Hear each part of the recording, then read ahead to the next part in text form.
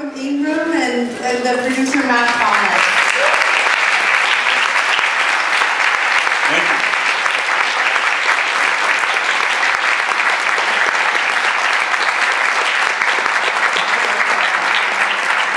So great that you both are in Toronto as well.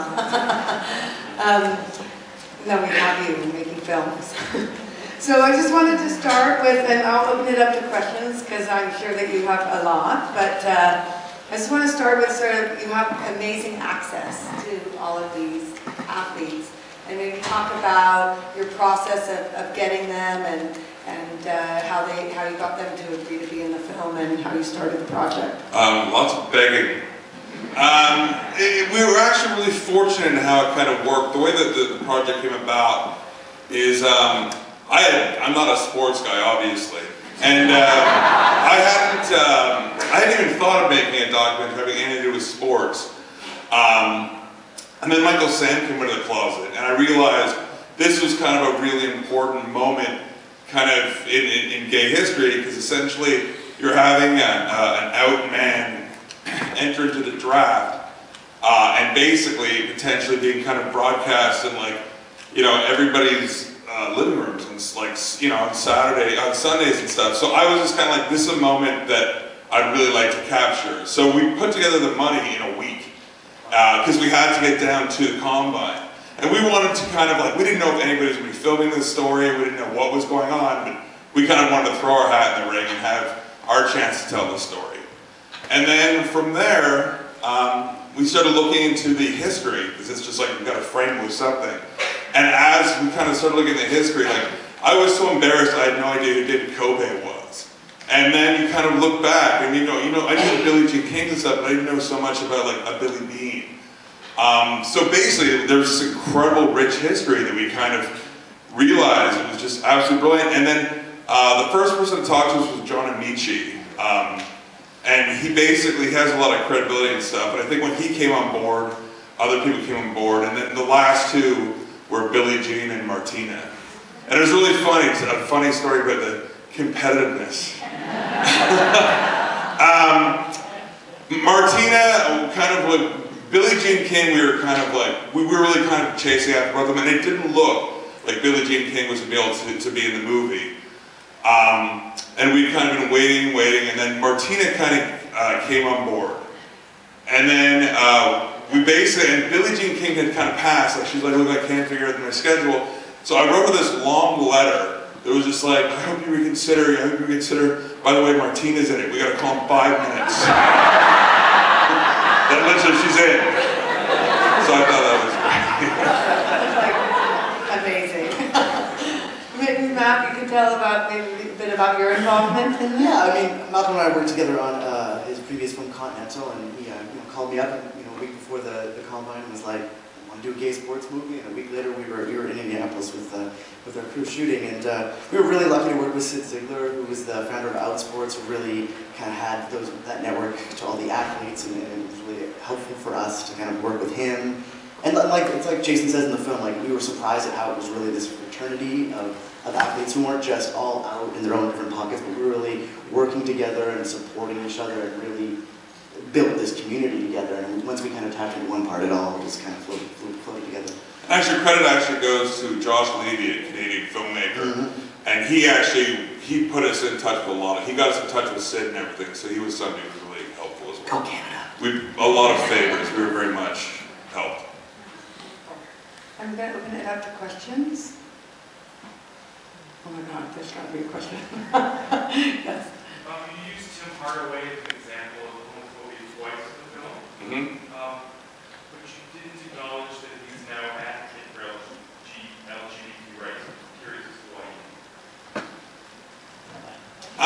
The question was. I have to read. Oh, are you going to read it? Okay. Yeah, I mean, essentially, we used the quote from Tim Hardaway, where he basically, gives that hate speech. Why didn't I use it? I mean, ultimately, he was very much pressured into having to kind of repent for that kind of stuff. And I just felt that I wasn't making a movie about the repentance of Tim Hardaway. I was making a movie about the celebration of these athletes. So I just didn't, it was just, you only have 90 minutes. So we had to kind of pick and choose what we put in. So it was just something I just chose not to focus on. I tried to really focus on the positivity and kind of like focusing on the athletes. And we paid attention to the negativity, but we just had to pick and choose. There's a question here. Yes. My question was just my curiosity. Were there no female golfers? The question is about female golfers, and were there no female golfers?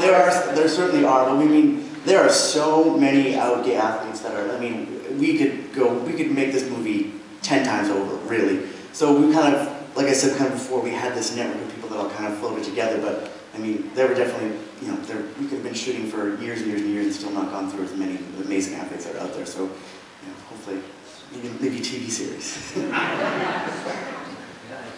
Balcony. Oh yes, okay, great. Thanks. There were a lot of sometimes at the end, which were images of hope for me.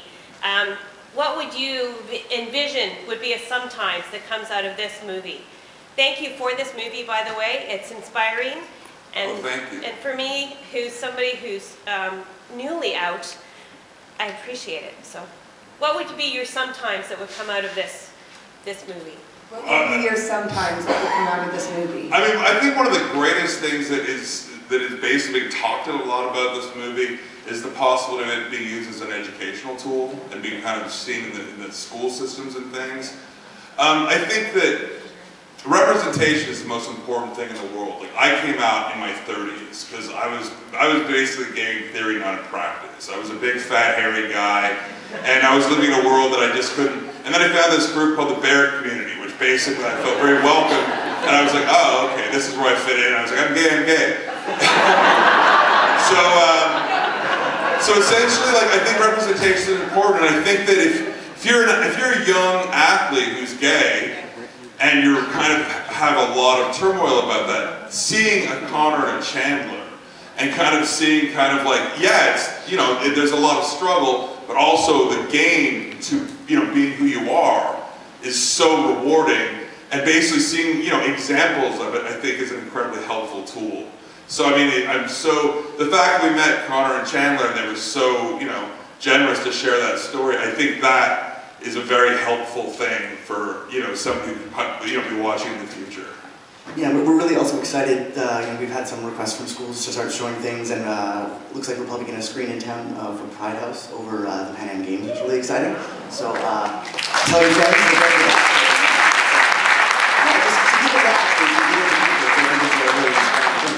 I don't know if you're supposed to announce that yet. But there you go. Hopefully it'll be broadcast at some point as well. So, any other questions? Yes, right here. You? Yep. Was there any surprises? You said you didn't really know that much about this subject matter before you took it on. Did the people all know each other and help you get in touch with other people, or is there an interesting story that happens that you really hadn't expected? I wasn't expecting Michael Santana to up on Dancing with the Stars. That was really unexpected. I think that what was incredible was how all the athletes really did help. Like, essentially, John Amici made a call to Jason Collins. We had like Kate Fagan, the ESPN journalist, who basically made a call to Brittany Griner. So we had basically a lot of people that, they were just like, oh yeah, we talked to these people, they're cool, and then basically they would open doors for us. Like, the production schedule was so insane. Like, literally, we started filming last February, and we just had, we traveled all over the place grabbing this stuff. And it was just, I can't believe, the last thing we did was Billie Jean King, and we put that whole thing was put together, her thing was put together in 24 hours, because we had to meet a festival deadline. So it was just we were really down to the wire. There's a question here. Yes? Yeah. My question, so Wade and Sid were in town a couple weeks ago, actually. Yes. And they are really big allies of the trans community, trans athletes. But when you were in conversation with people up in pretty high in the NBA and conversation that they're actually, like, the U.S. has some engagement and becoming LGBT athletes moving forward as well. The question was about LGBT athletes moving forward, but in particular, talking about trans athletes. What's her conversation? We actually reached out to Fallon Fox, who is a mixed martial arts athlete, and there's actually a documentary being made about her. So it's kind of like, and then it was just kind of like, I didn't want to just kind of throw a trans athlete in there. I think it felt exploitative if I was just kind of like, oh, well, we need one of these, and we need one of that, we need one of those. I just think that organically the movie came together. We reached out to people, and but Fallon Fox was certainly one person we did reach out to. And we weren't conscious, like, there was nobody who were like, we don't want to talk to people, this story's not important. We just had to kind of pick and choose where the kind of story, how it flowed. And basically it was how we got access to people. Like literally people led us to other people. And that's how kind of the narrative works, is that basically everybody's kind of interconnected. There's a question back there. Oh. Yeah. I just wanted to say I'm a huge sports fan, and I found this movie really interesting. I really liked it. I just want to say that. Well, thank you. Well done. That's funny.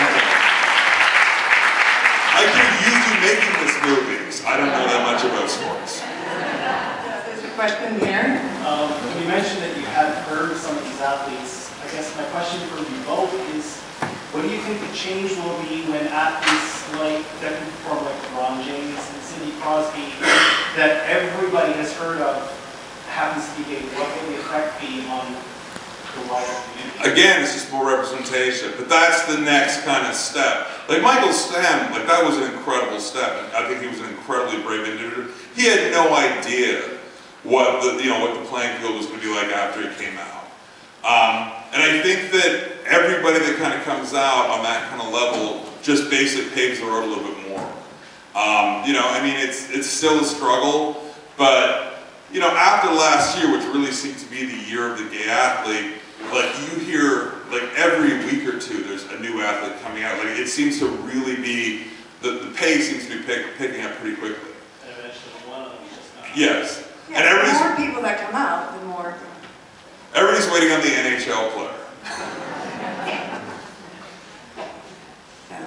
Back up there, far back, yes.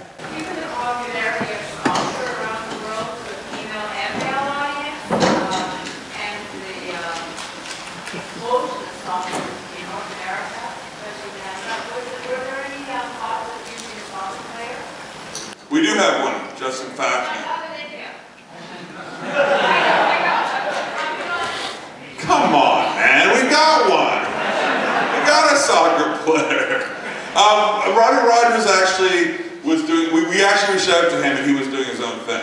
And he's got something. A lot of people are literally just kind of like, they kind of have their own path with it. But we did reach out to Roger Rogers. Okay, and there's time for one more question. I think there was one here, yes. I would say, out of all the athletes that you wish you could have spoken to, who's the one that you guys weren't able to access?